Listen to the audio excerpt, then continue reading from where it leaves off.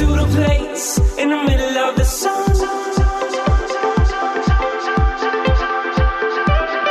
And we'll sing this song, sing it one by one. What is going on, I Do Podcast listeners? Welcome to the show, guys. Thanks for joining us on this beautiful sunny day here in San Diego. Yeah, you're not here. We wish you were here. We're pretending that you're Hopefully here it's with beautiful us. and sunny wherever you're at.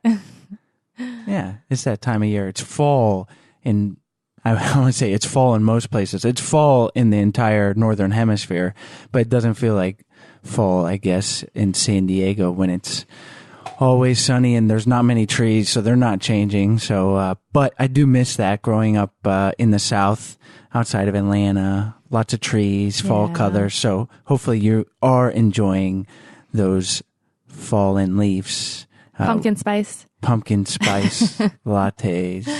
Get out of here with that. Pumpkin spice everything. I think that's the new normal. I think that's a hashtag. Yeah. Pumpkin spice everything. Yeah. I'm not a fan. This is not a hashtag pumpkin spice podcast. No, it's not. But it is a great one. We have Dr. Tara Well, and Dr. Tara is a professor of psychology at Barnard College of Columbia University in New York City, and she has over 20 years of experience in conducting research on what motivates us and influences our perceptions, as well as extensive training in meditation, yoga, and other mind-body healing modalities. And today we talk about loneliness, something that I think we all have dealt with or are dealing with at one time or another. I know that I certainly feel lonely and deal with loneliness. And so there are a lot of great tips that will help you individually and will certainly help you in your relationship. Yeah, and we also go over ways to talk to your partner or bring up loneliness. You know, for example, like Chase said, you know, sometimes he deals with loneliness, and it's helpful as a partner to open the dialogue and allow that to be part of the discussion in your conversation so that you can help each other, but also realize that your partner isn't going to, you know, solve your loneliness problem. You really do have to look within and use exercises that Tara talks about to help get over your loneliness. Yeah. Tara gives a lot of great tips, and one of my favorite ones is to realize that it's normal to be lonely. And she goes into detail about that, but that's a big thing that can improve all aspects of your psyche, is that not to be like, why am I feeling angry? Why am I feeling lonely? Like basically being hard on yourself, but just accepting that that's part of the human condition. And then if you start from there, that alone is going to be a huge thing. So I really like that. And she gives a lot of great tips. Like we mentioned, one thing I do want to point out, we were having a bit of audio difficulty. It is bearable, at least to us. It wasn't anything completely out of the ordinary, but it wasn't crystal clear as we would like it. Yeah, so we did have our editor jump in and do the best he can. So hopefully it's clear enough for you guys. Yeah, we'll blame the internet. I think it was just a bad internet connection. But like I said, just look out for that. It's totally worth listening to this episode, and don't be like, she's cutting out. It might happen a couple times, but hang in there. And it's really our magic editor was Sarah for the longest time, but we are now outsourcing that because she was losing, I don't want to say losing her mind, but with the 2-year-old and running a business from home, if we can outsource anything, a lot of times that helps. So we splurge and we have someone helping us with the audio editing. Yeah. So yeah, definitely enjoy today's episode. Enjoy your hashtag pumpkin spice everything or your fall colors that we're missing here in San Diego. And as always, we appreciate you guys so much for listening, and we hope you enjoy today's show. Today's show is sponsored by Talkspace, the online therapy company that lets you choose from over 1,500 licensed therapists. Get matched with your perfect therapist today by visiting Talkspace.com/I do. That's Talkspace.com mirror.com/I do.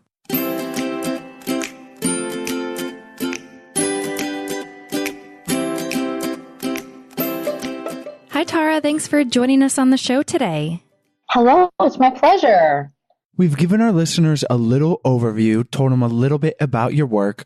Why don't you tell us why you enjoy helping people improve their relationships? Well, I have been researching mirror meditation, which is a practice in which you actually meditate in front of a mirror, looking at your own reflection and just being with yourself and being in acceptance and loving awareness of whatever comes up for you when you look at yourself. And one of the great benefits of doing mirror meditation is actually that people report that it improves their relationships because it improves their relationships with themselves. So then that improvement tends to carry over to their relationships with other people.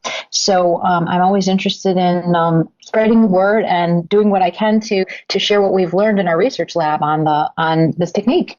That sounds super interesting. Mirror meditation. I've never heard of that, but I do try to meditate a little bit myself. And so I don't want to make light of it. But when you said that, it reminded me of the SNL skit, The Californians. I don't know if you've ever seen it.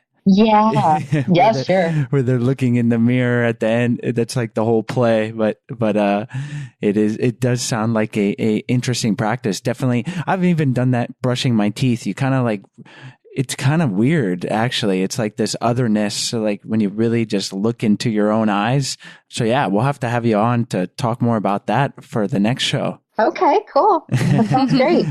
So today I think we're talking about my work on loneliness. I've been exploring that as a topic too because it's really an epidemic in our culture, and mainly because people spending more time digitally on their phones, away from family and friends, and traveling. And many people report that they don't have even a best friend or someone to talk to. So sometimes two people think once they get in a relationship, they're never going to be lonely again and all their problems are going to be solved and it's going to be wonderful. And that is sometimes true, but oftentimes we find that even in our closest relationships, we can sometimes still feel lonely if we're not really giving ourselves that support and really being kind to ourselves. We oftentimes will look for this in other people and other relationships when in fact we need to sort of fill ourselves in a way so we have more to really offer our partners and our friends and relationships. You wrote a really great article about dealing with loneliness and the steps that people can take to kind of go through the acceptance and awareness and then how to deal with that. So I would love to, dive into that because I think they're really actionable steps that our listeners can put into their relationship and hopefully find a way to deal with their loneliness. So I know in the article you start with resist the urge for immediate relief. Can you expand on that so our listeners can practice that? To resist the urge for immediate relief is basically just not doing things impulsively, because oftentimes when we feel lonely, it feels like something's missing, and it can be really painful if we're not used to being with ourselves. So this is oftentimes when people have compulsive or addictive behaviors like eating or drinking or having casual sex just to feel the urge to want to be with somebody because we feel lonely, or shopping, to name a few things that people sometimes do. But if we engage in more cool processes, more thoughtful processes, such as we're able to find a sense of contentment and acceptance in our loneliness, and just realizing that it's a natural, normal human condition. Sometimes people feel shame when they feel lonely because we see so much in the media of everybody having all these friends, and everybody always looks like they're having this great time, and here we are lonely. So we oftentimes don't get a lot of positive messages about loneliness, and the idea that yes, we all spend time alone, and being lonely is one aspect of the human condition that we all experience. And we're not bad people because we're lonely. And we can also work toward finding ways to really just be with ourselves and be with ourselves in that process. And that's where a meditation practice really comes in and is really helpful. Yeah, and I think that's a great place to start. And it seems like these are self-destructive behaviors if we're hot, if we're being impulsive. And I feel like another one that I find myself doing in perhaps I would imagine a lot of people listening, is that when we feel lonely, we go mindlessly onto the internet, onto social media, and we start scrolling through our Instagram or Facebook feeds.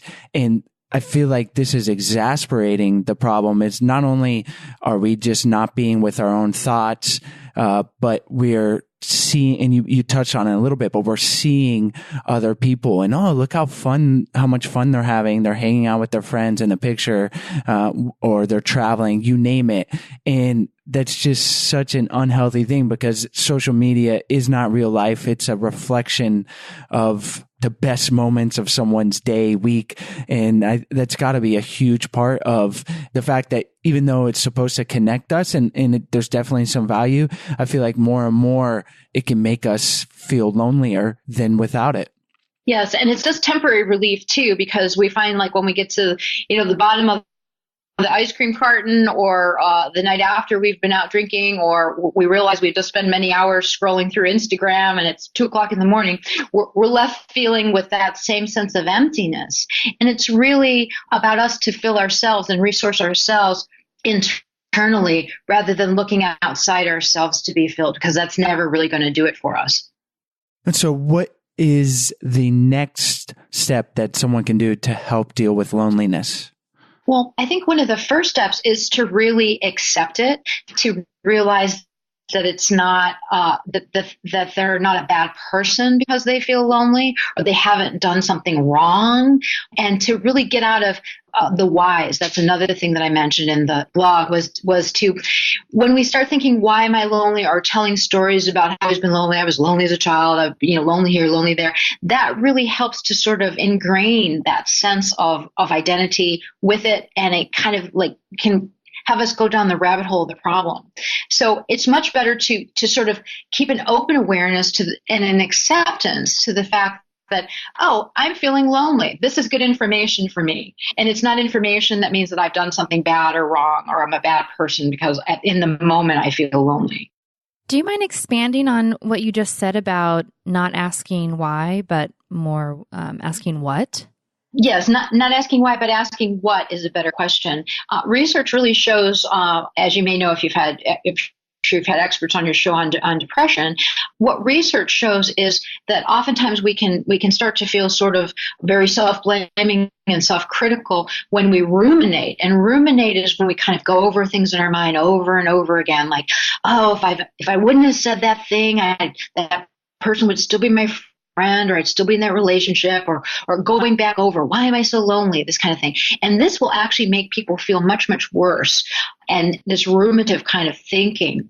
But when we kind of expand out and we don't ask why, but we ask what can I do? What can I learn from this experience I'm having? What's next for me? It's really important to remember too that things don't stay the same. Even when good things are happening, they eventually change. So when we're feeling lonely, realizing that we're not always going to be lonely, and that things are going to change and things are going to shift. And when we start focusing on what's going to happen next, what would I like to have happen? What would I like my relationships to look like? What can I do right now that would bring me a step closer toward having the kinds of relationships that I'd like to have? That's great advice. And before we go to the next step in dealing with loneliness, I wanted to ask this in the beginning, but how do you differentiate between loneliness and depression?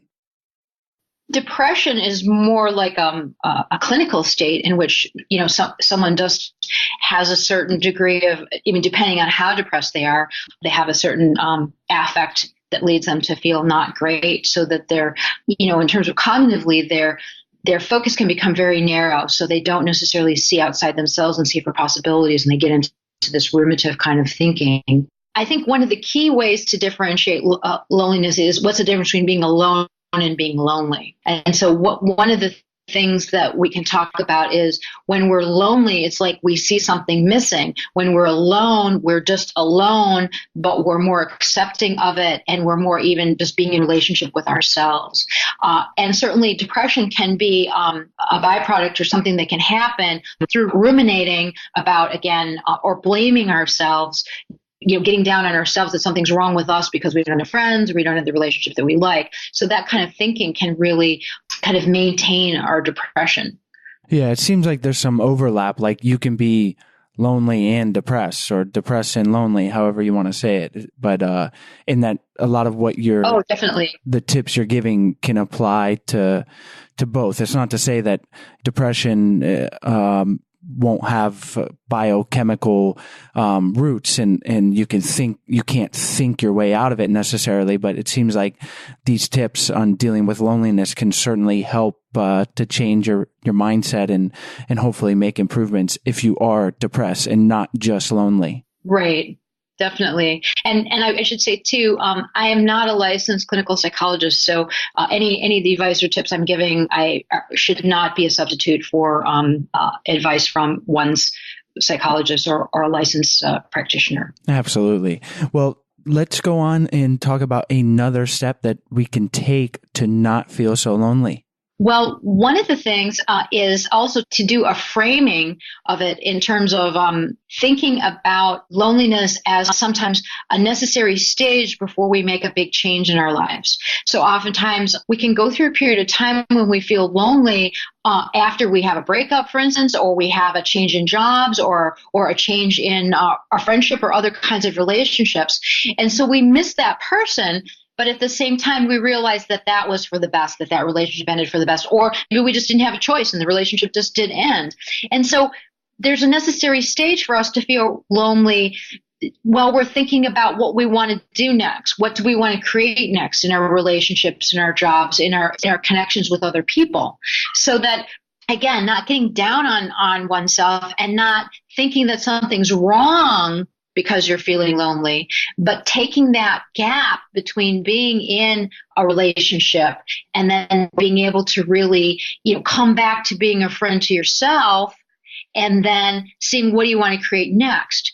And oftentimes too, when we're with people and we're in groups and we're feeling really good about being in groups, we tend not to take as many risks or make changes or question things because we're just happy and things are going along well. So when there's a gap and we're feeling lonely, that's really a time that people can use to their advantage for personal growth. I love that you say that because it so beautifully leads into the next step, which is realizing that loneliness is normal in relationships and that a lot of people deal with it and that you are not alone if you are feeling lonely. Exactly. I mean, and that is the thing to always remember, so you have compassion for yourself. Because again, we're socialized to think that, if we just find the one, the perfect partner, we're going to never be lonely again, and we're going to be happy all the time, and, everything's going to be perfect, just like it is on the media and on TV or in books. And we grew up with these stories. So we always think that, we're trying to get to a point where everything is fine and good, and we're completely satisfied in every possible way. And that's just not the human condition. That's just not how we're set up. We're set up to grow and for things to not be perfect. That's why we're here. And it's also hard when you're in a relationship and you have the expectation for your partner that your partner should meet all your needs of always being with you if you're lonely or this kind of thing. And that can sometimes put a tremendous burden on people in relationships, because once they get together and they spend more and more time together, when they get married, then it becomes clear that that person really can't be the be-all, end-all and meet every need you can possibly have 24/7, even though you're spending a lot more time together and you're committed to live your life together. That person can't satisfy every need no matter how much they love you or how much they would want to. How would you recommend somebody who is either dealing with loneliness or they can kind of sense that their partner is dealing with loneliness? How do they address it in a relationship so that they can help each other improve on it? Yeah, that's a good question. Well, I think, to really broach the topic and to, again, begin the discussion from an acceptance of being lonely as part of life, and everybody experiences it. So the person doesn't feel confronted or they don't feel ashamed of the fact that they're lonely.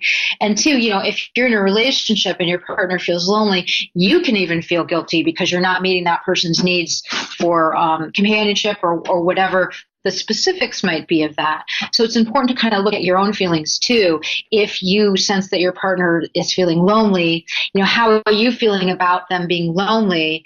Is it something, you're trying to fix your partner and make it all better for them? If you can approach it as like an open inquiry, like I was just wondering how you're feeling, rather than, are you feeling lonely? What can I do? Kind of a thing. Because people are more likely to get defensive again, because we kind of have a stigma about loneliness, like something's wrong if we're lonely. Yeah. And I want to touch on, you mentioned not looking to your partner to fix you necessarily. And that's an important thing. And I think a thing to look to is like, what can I do and what can we do as a couple to try to make this better, and discussing that openly. And one thing that I know Sarah and I have made an effort to do more is connecting with groups of friends. I feel like, especially when you become a couple, when you are a couple, it's easy to just settle into your routine and you watch Netflix in the evening and you have dinner at home and put it on repeat. And not to mention, if you have a kid, it makes it even harder. But I know just in the last few weeks, we've made an effort to get together with other couples that we're friends with, and it's felt really great. Like we're connecting with other people, and that socialization again, it seems like it'd be an easy thing, but I think more and more we're so busy and we're not having those face-to-face real communications and interactions with people that making that effort has certainly felt great for our relationship, and I think together and individually. Really good point, because what happens usually when couples get together, and particularly when they have children, is they become more and more insular. And it's really important to have a more expansive network of friends. And it kind of can take the burden off of if the partner needs a little bit of alone time, then the more extroverted partner can. Because we all need to kind of balance our alone time with social time. And we also need to intellectually stimulated by other people rather than just our partners all the time. So it's important to have that variety in our contacts. Yeah. Sarah and I have to kind of go out of our way to make that happen, obviously, because we have a 2-year-old, but we're also yes, we're kind of introverted in a way, in a sense, or we're, I guess, like homebodies is the way I describe it. Like we're fine with kind of just hanging out at home with each other, and it's comfortable. I don't think we are particularly lonely because of that. But even then, I want to iterate that even though we didn't necessarily feel lonely, it felt just great to hang out with friends, have a different experience, going to game night, going to a concert. Really, I guess it's also about getting out of your comfort zone, can really elevate your relationship and your mood individually and as a couple. Right. Yeah. Because you're having different experiences together with different people. So then that creates a much richer life together. Absolutely. So let's talk about, are there any other tools or tips that we can use to help deal with loneliness? Buddhist psychiatrist Mark Epstein mentions in some of his writing, and that is the idea that there's always some aspect of us that's always going to be different than the other person, so that there's kind of like a flavor of separation is what they call it in Buddhism. And that's the idea that we're always a separate person. So no matter how close we are, we may always still feel that little bit of sense of aloneness. And then again, that's natural, and that everybody feels that. And that's part of the human and being different from other people and being separate from other people. So it's not a bad thing, because sometimes we can evaluate the quality of our relationships based on how close we feel to the other person. But that might not always be the best benchmark, because we can never be, totally connected. But it's also really key to be able to state your needs if you're lonely and you need something, without expecting your partner to necessarily be able to relieve it or deal with it. That's another big issue, I think, in relationships, because sometimes we think when someone loves us, they should totally get us and be able to meet all our needs. And if they don't, maybe they don't really love us. But in fact, people can deeply, but they may not be able to meet all our emotional needs for a variety of reasons. And that's part of the imperfection of us as humans. And it's also just the imperfection of us as we come together in relationships. So I think it's important to take that broader view and not to diagnose a relationship based on these feelings of loneliness or separation that might come up from time to time. I'm glad you mentioned that, because a lot of issues in a relationship can occur, obviously, through communication. We talk about it a lot, in that you might be feeling lonely and you just expect your partner to read your mind, to read your loneliness, and then come in and save the day. And it's just where you don't have superhuman powers. And it's so important that if you're feeling lonely, if you're feeling angry, whatever it is, really, that you don't wait for your partner to do something. You communicate it, and you communicate it in a calm and in a rational manner. You don't get angry and say, why, can't you tell I'm pissed off or I'm lonely? And no, it's like, we're not mind readers. And I think that's an important thing to do. It's a terrible thing to feel lonely, and we all go through it. I know I feel lonely, but if I sit there and like you said earlier, and ruminate, I'm just going to feel worse and worse. And even if it's just, I think, communicating that with your partner, you're going to probably feel less lonely, because now you're sharing these feelings and you're not in it alone. And it may not just totally fix you, but certainly that alone, just acknowledging it to yourself and then to your partner, has got to be a big relief. And your partner may even come back and say, I was feeling that same way too, but I didn't know how to tell you, or I didn't know how to express it. And it opens a whole dialogue. Right. That's a good point. Yes, because when you're willing to take the risk of admitting that you're lonely, and even in a relationship with someone close, is really vulnerable. So it's really a way of actually creating more closeness and openness. So, Tara, are there any things that we skipped over that can help us deal with loneliness before we go to the lasting love round? Well, one of the things that I hadn't touched on yet was the idea of the kind of like the neurochemicals that happen when we're together, and then when we separate from people, we can kind of feel alarmed and lonely. And I think this can come up if you're married and you're used to being very close to someone, sleeping in the same bed with someone, and then they go off on a trip.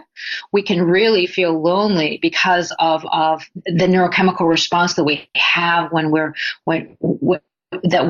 develop the habitual response of hugging someone or cuddling with them. And then the absence of that can actually create a physiological reaction. And it can be very strong. It can definitely mimic any kind of early parent-child kinds of separation traumas we may have had in terms of being left alone and feeling in emotional distress.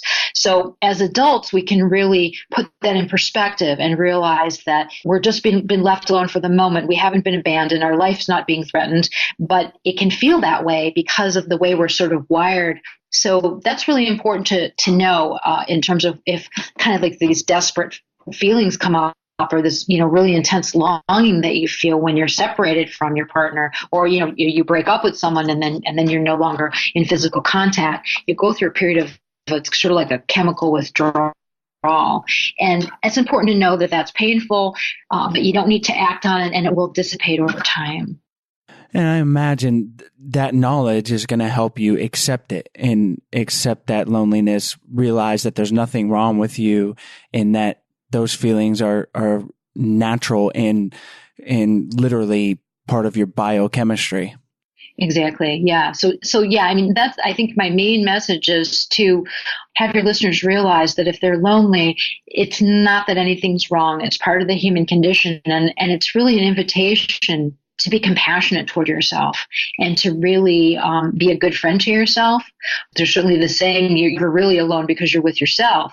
If you're lonely, in some ways, you might even be abandoning yourself because you're not, just staying with yourself and with your feelings. And so, of course, one way to do that is just to be able to have compassion for yourself and to accept that it's part of life.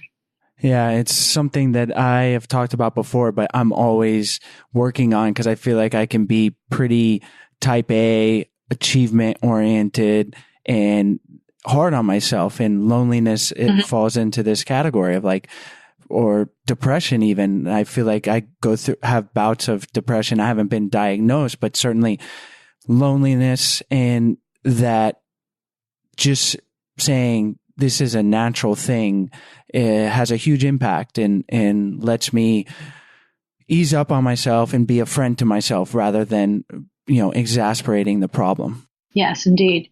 Well, Tara, this has all been great information. Now we got to move forward to the lasting love round. But first, let's take a break and talk about one of today's sponsors, Talkspace.